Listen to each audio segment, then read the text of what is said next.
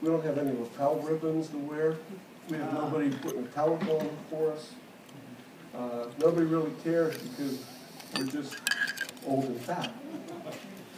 But it does complicate anesthesia in our clinical practices. So what is obstructive sleep apnea? It's a partial or complete obstruction that lasts for at least 10 seconds. And we have hypopnea, so there's decrease in airflow due to that airway obstruction. Ultimately, it's going to produce hypoxia and hypercarbia, and we're going to see the saturation of oxygen in the bloodstream drop. Excuse me, the cerebral cortex, once you get obstructed and we get these increase in CO2 and O2, is going to finally get an arousal to reverse that obstruction. And then when we reestablish breathing, there's loud snoring. So we have loud snoring during the obstruction, prior to the obstruction, and then after we relieve the obstruction.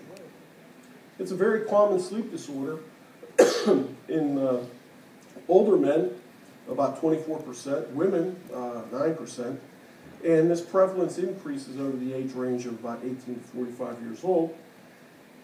But the problem is it's undiagnosed in about 70 to 80% of patients, and so we're getting these patients in the office for anesthesia, and they have sleep apnea, and they don't know it, and unless we do appropriate screening, we don't know it either, and then you have perioperative complications. Now, obesity is the primary risk factor for this, and most people that have sleep apnea are obese, males. Neck size, more than 17 in a man, more than 16 in a woman, and they have daytime sleepiness, fatigue, and poor excuse me, concentration. During your sleep cycle, there's also disturbances in your sleep, and that you're snoring and you're restless. For non-obese patients, and we see this in children, there's craniofacial abnormalities, mostly retrognathia, micrognathia, and then you can have soft tissue hyperplasia that decrease the lumen size or increase the amount of fat that's deposited in the soft tissues, and there can be a decrease in the anterior-posterior length of your oronasopharynx.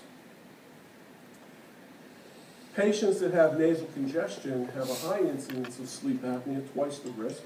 Smokers increase. If you snore, you're 7 times more likely to develop sleep apnea than if you don't snore. And then in patients with sleep apnea, alcohol use, especially before you go to bed, is going to increase the number of apneic periods and decrease your ability for arousal. And when you do get the apneic periods, they're going to be more prolonged, you're going to have more desaturation. So it's a problem if you have sleep apnea and you excessively indulge in alcohol. Now, clinically, snoring and daytime sleepiness, the sleep is kind of fragmented. Over time, you'll start to see decreases in cognitive function, memory loss. In the mornings, you wake up with headaches, and there's episodes of diaphoresis and nocturnal enuresis with this. The way it's diagnosed is with polysomnography, and this is the gold standard for it, but it's a very expensive study because it takes multi-parameters to evaluate for sleep apnea to come up with this apnea-hypopnea index. And sometimes the patients will undergo what's called a split study, where the first part of the evening is the diagnosis phase, and then the second part of the sleep study will be directed toward how well you respond to positive airway pressure techniques. But it's kind of costly. So for major surgery where someone has suspects sleep apnea, if you don't want to formally undergo a sleep study, they can do this nocturnal oximetry. We're certainly not going to do that for office anesthesia, but for, say, a major reconstruction of the face, this would be appropriate. And by looking at these oxygen desaturation index, you can actually see an excellent correlation between the numbers of desaturations there with the same numbers of apnea-hypopnea index, and avoid the cost of a formal sleep study. And sometimes these tests can even be done at home. Now, there are a variety of definitions. So if you have less than 5 of these episodes per hour, you don't have sleep apnea, but then you can determine by the number of apneic events whether you're mild, moderate, or severe. And multiple societies or government agencies have their own definitions for what is or isn't sleep apnea, and those are in your handouts. In children, this is not an uncommon diagnosis either, especially with hypertrophy of tissues in the nasopharyngeal airway. These children can develop sleep apnea even if they're not obese. So if you have mild sleep apnea, a lot of these patients, most of them are asymptomatic. Daytime sleepiness is just really just a nuisance. It really doesn't affect their daily lives. But the sleep stages, unlike in moderate to severe, are preserved, and so their sleep really isn't that fragmented. And they would very rarely have systemic hypertension, and almost never would you see pulmonary hypertension with them. And they do very well with positive airway pressure therapy. Moderate sleep apnea, now you do have an increase in daytime sleepiness, and these people now would be more prone to get involved in motor vehicle accidents. They do respond well to positive airway pressure, and they have systemic hypertension, but usually not pulmonary hypertension yet. But once you develop severe sleep apnea, now you're going to see not only systemic hypertension, but you will develop pulmonary hypertension. So your heart and life expectancy is going to be decreased because you're going to lead toward heart failure. And it isn't uncommon for these patients to develop nocturnal angina.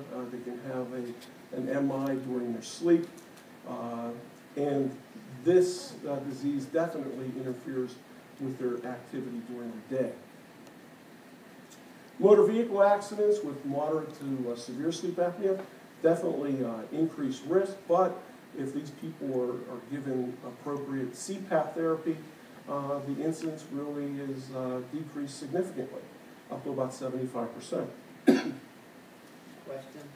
Yeah. If you start CPAP therapy, may that at least partially reverse pulmonary hypertension, or is that an irreversible condition? Once the pulmonary hypertension would develop, it would be irreversible. It would prevent further increase, but it's not going to reverse the pulmonary or the systemic hypertension. Thank you. Well, maybe, no, it will reverse systemic hypertension with therapy and weight loss. Thank you. Sleep. Well, it's kind of important to understand some of the things that happen during sleep to see how sleep apnea interferes with normal sleep. So sleep is just a naturally recurring reversible state. So we have reduced or absent consciousness, and we have diminished responses to external stimuli. We suspend some of our sensory activity, and our voluntary muscles, for the most part, really have no activity during the deep sleep stages. And it's an anabolic state, so we have a state of recovery. We're able to repair tissues, we strengthen our immune system, the brain gets time to integrate new information and organize memory, and we think, well, the body metabolism really slows down during sleep, but in fact it only slows down to about 5 to 10%. So it's not that dramatic of a decrease in metabolic activity during sleep. We have different stages. We have non-REM that has, in the old classification, would have 4 stages, N1 through 4. But typically now we eliminate N4 and just make it N1, 2, and 3. And then we have the rapid eye movement stages that follow non-REM sleep. So when we're awake, we have these EEG waves that are alpha waves. And during the first stage of non-REM sleep is when we have a transition from alpha waves to theta waves, and so the patients, well, not patients, all of us, we just get drowsy, and it's a light sleep stage. So you're easily aroused during that, and patients may drift in and out of their sleep at that point. Now, during this stage, you may actually see some jerky movements of extremities called hypnic myoclonus, and some individuals will report sleep N1 stage is a sensation of falling. Then we get into N2 stage. We're still not in deep sleep, but it's going to be more difficult to have that patient wake up. We're starting to see decreases in heart rate and temperature, and you resist external stimuli. When we get into N3 stage, non-REM sleep, that is our deep sleep, and this is a restorative sleep stage where we get rest. Excuse me. So during this stage, stimulation definitely is resistant to awakening a patient. If you are able to wake up an individual, they'll be groggy and disoriented. And this is also the stage where patients will complain of night tremors, nocturnal enuresis, and actual sleepwalking. And then the old N4 basically is just another phase, the second phase of N3 sleep. So we just basically now call N3 just deep sleep. What about REM? REM, we have the rapid eye movement that follows the non-REM stage. And during this phase, we get irregular and shallow breathing. So with sleep apnea, you can have a more of a pronounced hypoxic episode during this stage, and blood pressure and heart rate are increased. And this is the stage where people will actually dream. It's a paradoxical phase in that if you look at EEG activity, the patients actually look like they're awake, but they're in deep sleep. And the oxygen consumption is even more so than in an awake state. And this is going to follow non-REM sleep, and it may happen every 90 minutes or so, and the last phase may actually last for up to about an hour. So we can look at the different stages. If we're awake, supposedly a patient can hold intelligible conversations with you, and that's rather debatable. But when we start to go into sleep, you can have the first of the stages of non-REM, stage 1 and 2, followed by the deep sleep, N3, and this will be followed by your REM stages. So most of the time during the day we're awake, and then we have 4 to 7 hours of non-REM sleep, followed by about 90 to 120 minutes a night of REM sleep. What about obstruction during sleep? It's really going to occur during stage N3, and in REM, we're going to develop obstruction because there's a generalized loss of muscle tone. During those phases, voluntary muscles are basically paralyzed, especially so if you're dreaming, you're not going to be able to act out your dream and potentially hurt someone. And in non-REM stage 3, there's a twofold increase in airway resistance, and when we get into REM sleep, it's even worse.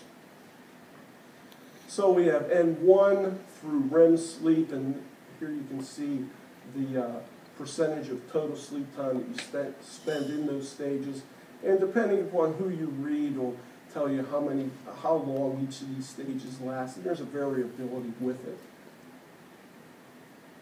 Now, how much sleep do you need? We really need about 7 to 9 hours in adults to get restful sleep.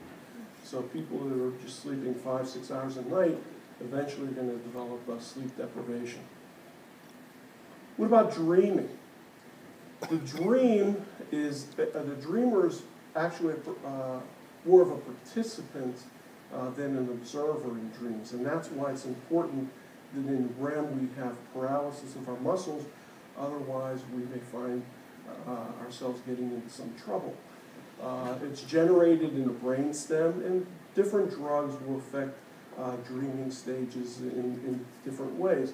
And this is why melatonin, an herb, is often used, because it's a sleep aid, but it also increases the amount of time that you spend in REM, which is a refreshing stage of sleep. So with REM sleep and erections, well, this is the stage where you can have either penile or clitoral stimulation, but it's usually not due to sexual dreaming. It's just due to an increase in parasympathetic activity, but this is where this is the stage where that will occur. So with sleep deprivation over time, you're going to have cognitive impairment, and ultimately you're going to get increase in tremors and a decrease in your motor skills, and so you kind of act nutty.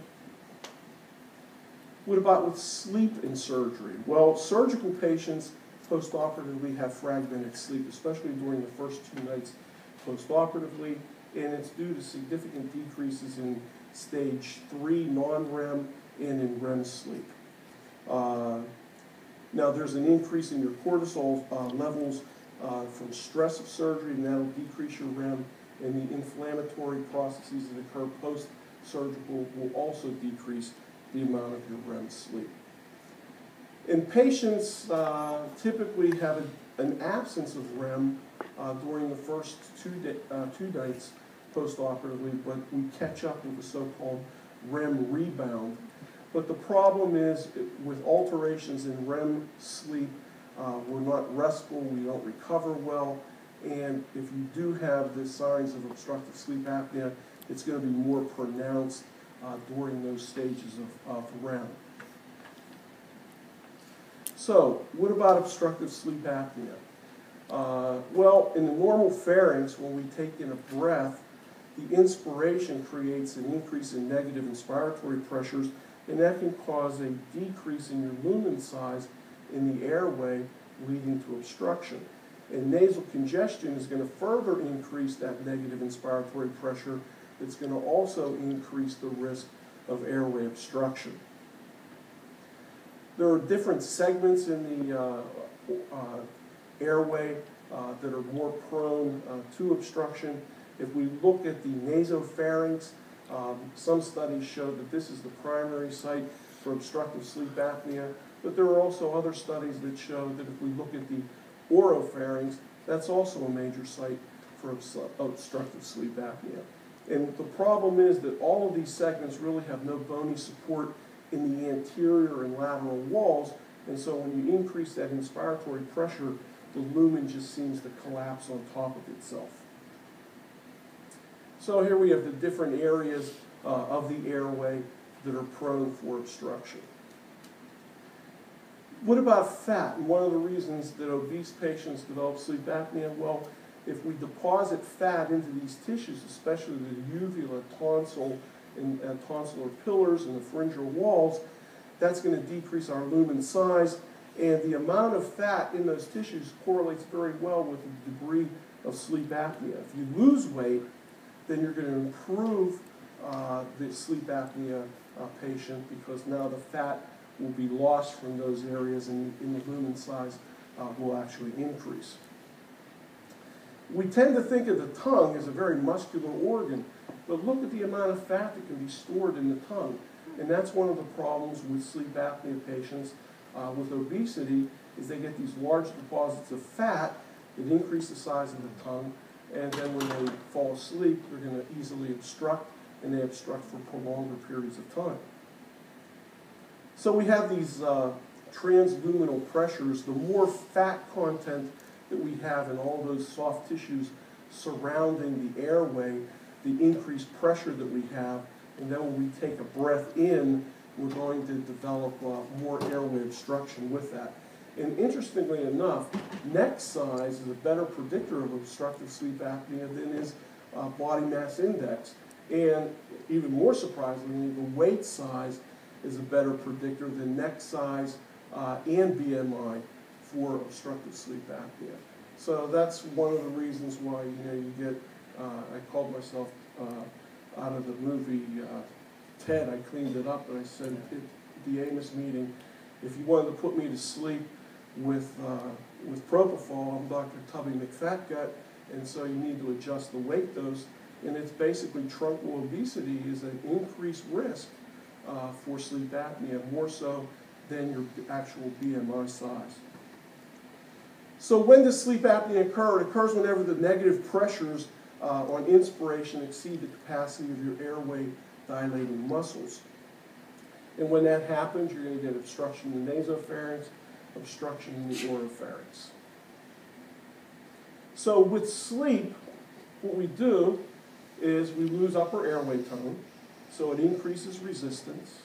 We get obstruction, and that obstruction, partial, is recognized by the snoring.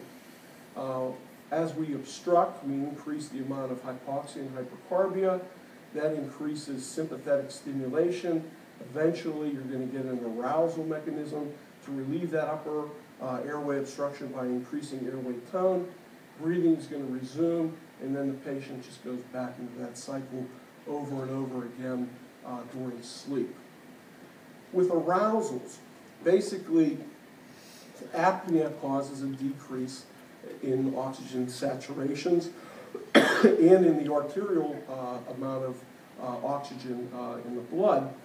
And the degree of hypoxia is going to be determined by what initial level of oxygen we had in the blood, the functional residual capacity of the patient. That's our spare tank in the lungs for oxygen reserve. And with obesity, that number is decreased. And with anesthesia, it's even decreased further.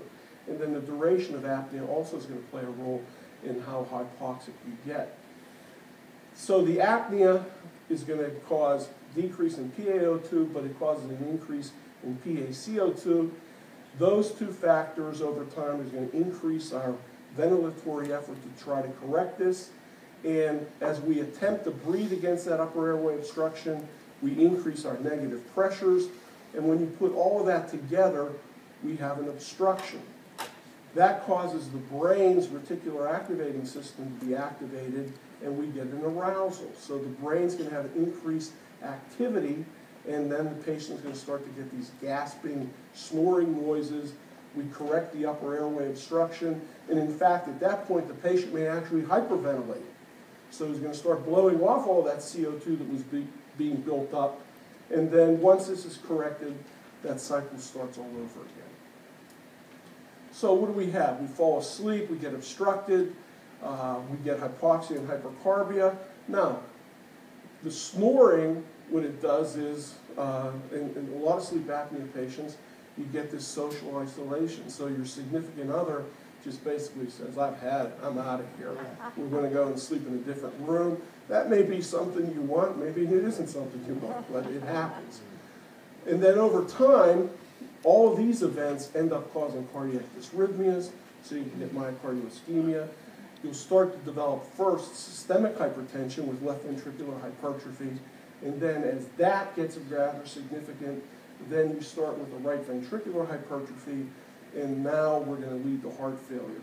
So if we can correct these patients when they start with systemic hypertension and prevent left ventricular hypertrophy, we'll prevent the patient from going into heart failure by preventing right ventricular hypertrophy. And then these patients, because of the arousal mechanisms, just constantly waking them up in the morning, they're basically sleeping. Comorbidities, heart rate and dysrhythmias. If you have significant obstruction, instead of tachycardia, you get bradycardia. And we all know bradycardia is like a bad thing. So if you have airway obstruction with hypoxia and bradycardia, that patient's going down a slippery slope to death. It's not good. And over time, these patients develop heart block, they develop ventricular dysrhythmias, and they have a high incidence of atrial fibrillation and non-sustained episodes of ventricular tachycardia. Once you get apneic periods where your saturation drops below 60, again, bradycardia, ventricular ectopy, and nocturnal angina and acute MIs are not uncommon during sleep in these patients with severe sleep apnea. The hypertension, we're going to start off first with systemic hypertension over time, and then as it progresses in severity, we'll develop pulmonary hypertension. And once that pulmonary hypertension develops, then we're going to end up getting a high degree of heart failure in these patients. It also increases the risk of stroke, and it increases the onset of adult epilepsy. Patients that have sleep apnea frequently have comorbidities. You have the metabolic syndrome, so you have the truncal obesity, you have an increase in triglycerides, you start to become hyperglycemic. GERD is not an uncommon finding. And then all of these things basically increase the perioperative risk in the fact that these patients have difficult intubations, respiratory depression. Intraoperatively, finding dysrhythmias are not uncommon, and they have prolonged hospital stays. So it would be nice if we could find some way to screen our patients to avoid some of these complications. Now, just because you got a fat guy in your office, you can't say, oh, you need a sleep study, because it's going to cost the system too much, and President Obama won't like that. So what we're going to have to do is come up with some kind of screening tools and a good physical evaluation to weed out some of these patients. And, you know, people talk about sensitivity and specificity. I don't know about you, but I can't remember any of that stuff. I ask, does the study work? If it does, fine. I don't care about sensitivity and specificity. And if, as soon as I take this slide off, I wouldn't be able to tell you which is which. So what you want to do is have a good history and physical evaluation on these patients. And you can look at the different things you're going to see with sleep apnea. Physically, when you look at them, the patients are obese, they have big necks. Now, if they're not obese, we may see abnormalities in their skeletal deformities. Look in their mouth, and you see tissue enlargements, all of those leading to obstruction. Now, there are a variety of scales and questionnaires that you can use. This is one that kind of assesses how sleepy is someone during the day. And so basically, you ask them all of these questions, and you rate them 0 to 3, and it says if you have a score of 18 or more, that patient's very sleepy. Well, the patient sitting in your chair nodding off to you while you're talking to them is also a good sign to say that, yeah, that patient has a risk for sleep apnea. And then here's the Berlin questionnaire with a site if you want to look that up.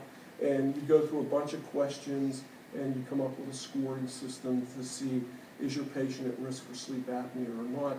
But one of the better questionnaires right now that are out there is the so-called stop bang.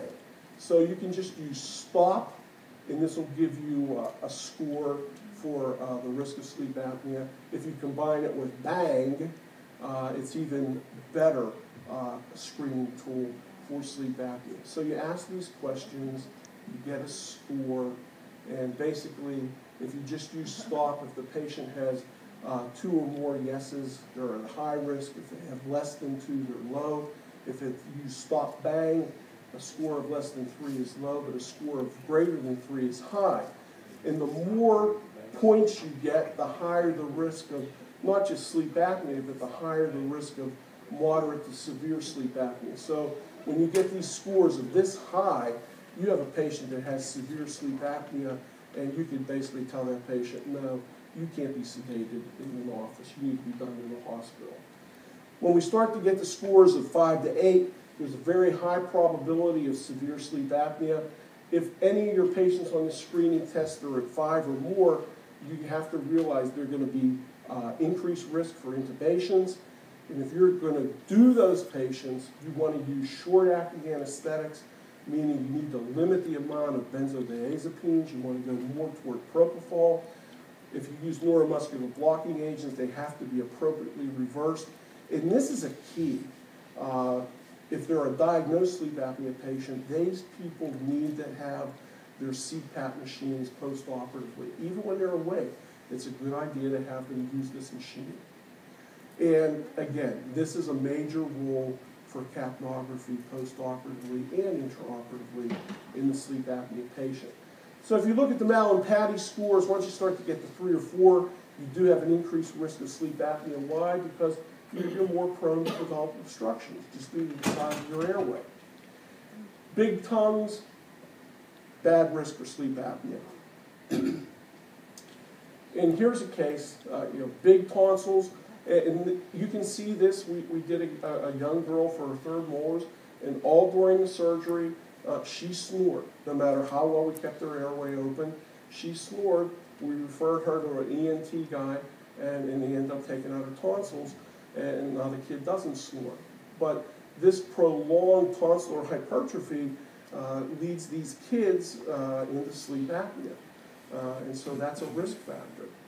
Big uvulas also add to the airway obstruction. Now, does this look like a good airway to you? Yeah. Yes? No? Anybody? Yeah. Yes? No. It looks great on Mel and Patty, but there's no AP projection here. Here's the pillars, they're smack up against that wall. This patient has no lumen size. That's a bad airway. So you really need to look at these people and assess their airways before you put them to sleep. This individual is at a high risk for obstruction. Nasal obstruction. This is going to increase your risk for sleep apnea too. Now, this is out of an article in a general dentistry journal where they wanted to try to quantify. So they looked at an ENT study that you can ask a bunch of questions and you can quantify how badly the patient's congested nasally. Well, if you just ask them, can you breathe through your nose, and they say no, well, that's a risk factor. So why go through all that rigmarole? But nasal congestion definitely is a problem with sleep apnea. Why? Because it decreases the availability for nasal CPAP. Those patients all have to use full mask CPAP. So for me, I have to put a full face mask on my face because I can't breathe through my nose most days. What about other considerations? Well, it would really be nice if your patient that's diagnosed would know what their numbers are. Nobody knows what their numbers are. I don't know what my numbers are. Nobody ever told me. They say you have sleep apnea, use a machine. Yeah. So, you need the screening tools to try to come up with a way of seeing if their patients are high or low risk. But with these obese patients, they definitely have decreased functional residual capacities, and when they get apneic periods, they have no reserve, and their apnea is going to cause prolonged hypoxia and hypoxia to a more significant degree. And then when you put them to sleep, not only do they have a low functional residual capacity to start with, but the anesthetic alone decreases that reserve by 50%. So these patients have very little reserve during an anesthetic. Obese patients are also more prone to thromboembolic events. So we have a tendency now to say, hey, we can sedate all these people and do these hour long procedures on patients. But what happens then, grandma gets up out of that chair and she walks out to the car and now she's short of breath. Well, why is she short of breath? She just threw off a PE. We have to come up with a better idea on some of these patients because they're throwing off clots. So we don't see this in our literature about the use of this, but in the hospital when we're doing these senior citizens, the first thing that the nurses want to say to you, do you want compression devices on your patients? They meet the criteria for thromboembolic events. And so even for procedures that are going to take us 10 minutes, we're putting compression stockings on these patients because you don't want them throwing off a clot, and now the hospital is going to take a hit on evaluation by the Joint Commission. But this is something that maybe we ought to be thinking about in the offices on senior citizens if we're going to do long procedures. TED hose for them. Patients with sleep apnea also have a high incidence of GERD. So preoperatively, let's think about using some H2 receptor antagonists or going to protein pump inhibitors like Prilosec. Intubated versus non-intubated patients. If you have a patient that is going to be moderately sedated, okay? A moderate sedation in a patient with mild to moderate sleep apnea, non-intubated cases do well. But if you're talking about sleep apnea, deep sedation, especially in someone that has moderate to severe sleep apnea, those patients really should be done with an LMA or intubated. So that means either you're going to do that in your office or they're not going to get anesthesia in your office because they're at a higher risk. What about intubations? These patients oftentimes are very, very difficult to intubate to get a good view of the cords. That's why the video laryngoscopes have a definite role in these sleep apnea patients. And if you have Mallampati scores of 3 and 4 and big necks, those are bad patients. That if you get into a bind, you're going to have a problem getting that tube in. And the other thing is, with this decrease in functional residual capacity, if you put that patient in a supine position, they even get worse because now they have all of that stomach fat pushing on the abdomen, from the abdomen pushing on the diaphragm, and they even have less reserve. So, you know, maybe the general practitioners need to think more like the oral surgeons. And in these patients, you don't do sit-down dentistry, you do stand-up dentistry. Because with their head of the bed elevated, they're going to be able to breathe better.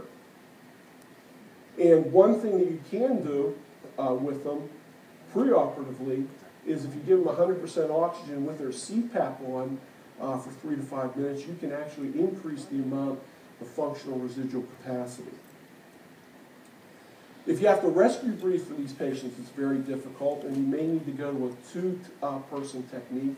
And more than likely, especially if they're deeply sedated, it would be better to have oral nasal airways in those patients to give you a little bit of a head. And again, capnography is definitely indicated for these individuals. So if we're going to use anesthetic agents, what we're going to see is a decrease in our upper airway dilating muscle tone, a decrease in respiratory drive centrally, and the other thing that happens is these drugs also decrease the patient's arousal ability. And so the thing that's going to save them is the body saying, hey, wake up. Well, we've just eliminated that by putting them to sleep. So we have to be the ones to correct it. What about benzodiazepines? They're really not that good to use in patients with sleep apnea because they hang around too long. Sure, you can reverse them, but you don't want to do long procedures with benzodiazepines. And actually, for those individuals that think about doing oral sedation, this is like, no. If you have a moderate to severe sleep apnea patient, stacked doses are completely unacceptable. You better have an IV in that patient because you're going to be the one that's creating this mess. You better be able to get out of it. Sublingual flumezin is not going to rescue that patient. So typically you want to keep your doses in moderate to severe sleep apnea patients to a very, very low dose to maybe help with some amnesia, but we're not going to rely on these drugs for an anesthetic. So when people start to say, well, I just like to use a little bit of Versa and a little bit of fentanyl. Well, you know, on a 17 to 40-year-old, that's fine, but that's more dangerous than me using propofol on these kinds of patients. You know, fentanyl Versed techniques in sleep apnea is definitely not as good as a propofol anesthetic. So drugs that you can use, clonidine. Why? Because clonidine is going to decrease the amount of anesthesia that you need to use. So you're going to have, you can keep a patient a little bit lighter with the use of that drug. Ketamine. Ketamine would be a great drug to use on these sleep apnea patients because it's going to protect the airway. It has analgesic effects. But what's the problem? Again, we're dealing with old fat guys that have bad hearts. And so we're going to give them ketamine. You know, now we've created another mess. Okay, I help protect the airway, but now I have an increase in myocardial oxygen consumption, and I'm raising their blood pressure. I'm doing a lot of bad things to this individual with ketamine. So ketamine and sleep apnea really don't mix. What about opioids? Opioids definitely affect the non-REM stage 3 cycle. You get an increase in non-REM stage 2, an increase in nocturnal apnea, and what we see anesthetically is decrease in REM postoperatively, decrease in stage 3 REM postoperatively, increased risk of obstruction, and it definitely decreases the amount of restorative sleep that you have. So opioids and sleep apnea really need to be kept to a minimum. And the highest risk is certainly going to be during the first 24 hours of your surgery. Hypoxia is going to be 10 to 12 to 14 times more likely in sleep apnea patients than non-sleep apnea patients. And the other thing is, basically, sleep apnea patients are more sensitive to the respiratory effects of opioids, so we should consider the use of 100% oxygen with them. And it may not be a bad idea not only for 100% oxygen, but 100% oxygen plus CPAP. And this is an older recommendation that basically says that if your patient's going to need more than 60 milligrams of codeine every 4 hours, that's not a patient that you should be able to discharge. That's a person that should be done in a hospital setting. And some of those, that recommendation is going to change as we get a little bit further on. Now, in adults, if you use opioids, what can you expect is longer apnea periods. If you get obstruction, it's going to be more severe hypoxia. And the hypoventilation episodes, when they do occur, frequently are long, more than 5 minutes. In children with sleep apnea, we should be decreasing our doses by about 50% to decrease that risk. Now, this is a great paper to get a copy of because it basically looks at a lot of the anesthetic drugs, and that's why I said, okay, if you want to put me to sleep with propofol, it would be best if you use my lean body weight to put me to sleep, because my lean body weight basically is correlated to the cardiac output. So it's the amount of blood that I get to my brain carrying drug with it is going to put me to sleep. So if I base it on lean body weight, I'm going to get enough of drug to put me to sleep, but then to keep me asleep, you can give it to me by my total body weight. But you can see with the narcotics, you want to go to lean body weight because we're going to have lower dosing, we're going to decrease our risks for obstruction. And here's a bunch of calculations where you can use to figure out what lean body weight is to make the calculations for your own patients. The big thing is, total body weight is going to give too much drug to these patients, and you want to avoid that. And so I've included some charts for how to, looking at BMI, looking at ideal body weights. What about positive pressure therapy for patients? So we're talking about CPAP. It's a stent, and it's going to help open up the airways. And when you do that, you prevent airway collapse. And 1 week of CPAP has been shown to actually improve the size of the pharyngeal lumen. If you go for 4 to 6 weeks, there's actually a decrease in the amount of tongue volume and an increase in the lumen size of your airway. So CPAP does work. Now there's auto-titrating CPAP, and it's just basically a mechanism so that the patient's only getting a pressure that's big enough to keep the airway open. They're not going to have excessive pressures. And then sometimes, if it takes too much CPAP to keep an airway open, patients may go to this called BPAP. Now, BiPAP is a term that a lot of people use, but BiPAP is just a brand name. This is a 2-level system. So you use a high pressure to basically open up the airway, but then when the patient wants to exhale, the pressure is lowered, so it's easier for them to get the air back out of their lungs. Nasal congestion is a problem because, again, it means that patients have to go to full face masks. And when patients are on CPAP, they have this pressure ramp, because if you just put a CPAP machine on it, say 16 centimeters of pressure, it actually takes your breath away. You're going to struggle for a couple seconds to try to get your breathing controlled, whereas if you use a pressure ramp, they're going to start you off at a very low pressure, so your body's not, you're not going to get this feeling of suffocating. And then after a period of time when you fall asleep, then the pressures just go up to keep your airway open. So intraoperatively, the drugs you want to consider using would be propofol instead of benzodiazepines. Opioids, remifentanil would be better than fentanyl because it's going to be rapidly metabolized by your plasma esterases. But there are case reports out there where, I said, hey, midazolam and fentanyl are bad, but there are case reports that use midazolam and fentanyl and they don't have complications. If you're going to extend the sedation with the propofol without doing a bolus, what is the titrating concentration? When you talk about titrating medications, it's titrating to whatever the effective dose, it's what the patient requires. So it's what level of sedation do you want?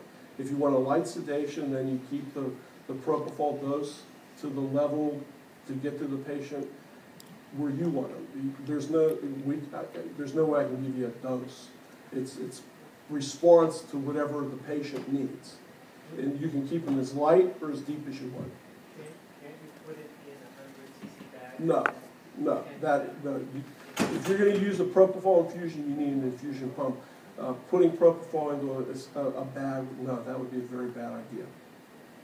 Plus, it's going to affect the bag itself. That fluid, the propofol is not going to disperse in that fluid, and so you're going to have, the stuff has to be in an emulsified solution, so diluting that like that is going to screw up the droplet size, and you're not going to really know what you're giving. So you can't use it that way. Okay, what about, where was I? Okay, if you're going to use an inhalation agent, desflurane would be a better inhalation agent because you recover faster from that. You don't want to use it to induce a patient because it's very irritating, but this would be the preferable drug to use. Now, what about intubation with patients? Well, when you intubate a patient that has sleep apnea, you want to definitely pre-oxygenate the patient. One of the best ways of pre-oxygenating these patients is with their CPAP machine. Now, when you induce a patient to intubate them, I mean, almost every time we give a bolus dose of a drug to induce a general anesthetic, the patient's apneic, all right, because we're giving them a swamping dose of drug to put them to sleep. And that overwhelms the CNS and the patient stops breathing. But we expect that. It's basically just part of the deal. In a thin patient, if we pre-oxygenate them, we have a good 4-6 minutes before there's any kind of decrease in oxygen saturations. So that's not a big deal. But in the obese patient, one way of getting around that is that we can actually ram some oxygen tubing up their nose, because when you stop breathing, there's actually a pressure difference between the outside environment and your lungs, and even if you don't breathe, there's a tendency for the oxygen to just flow by pressure gradient down into your lungs. So, let me get back to that. So if you put this cannula inside the nose at 3 liters a minute, and the patient's still apneic, you're going to buy yourself some extra time to intubate that patient. Post-operatively, things that we have to really be careful about is if we see apneic periods greater than 10 seconds, if we see hypopneic episodes less than 8 breaths a minute, or we start to see desaturations. When you get combinations of these events, that means you have to keep the patient in your recovery area longer, and if there's multiple events, if we see any one of these events over 2 separate 30-minute time periods, that's a patient that really shouldn't be discharged home. So you can see that when you get to these sleep apnea patients, the only ones you want to treat in the office are the mild sleep apnea patients. If you're going to use CPAP, if you add oxygen to it, you're going to do better than just CPAP alone. And what's recommended is patients should bring their CPAP machines into the hospital with them, because if we give that to them during the recovery period, they're going to do better off. Now, for non-dental cases, what actually is done a lot of times during surgery for sedation is that they put the CPAP machine on during the entire surgical procedure. And that way, you're going to prevent airway obstruction. But we can't do that because we have to work in the mouth. Post-operatively, if the patient had none of these respiratory events in a recovery room, then we can send them home or to the floor and use narcotics. But you really want to do that only if they have a CPAP machine. If they don't have CPAP therapy, then we really want to go to non-narcotics. So what are the recommendations? And this gets to be something you go, we can't do this. Basically, they're saying now 3 hours in the recovery room if you have no respiratory events, 7 hours in the recovery room if you have any of these respiratory events, and that's just totally impractical in all of your community hospitals or in the office. So basically,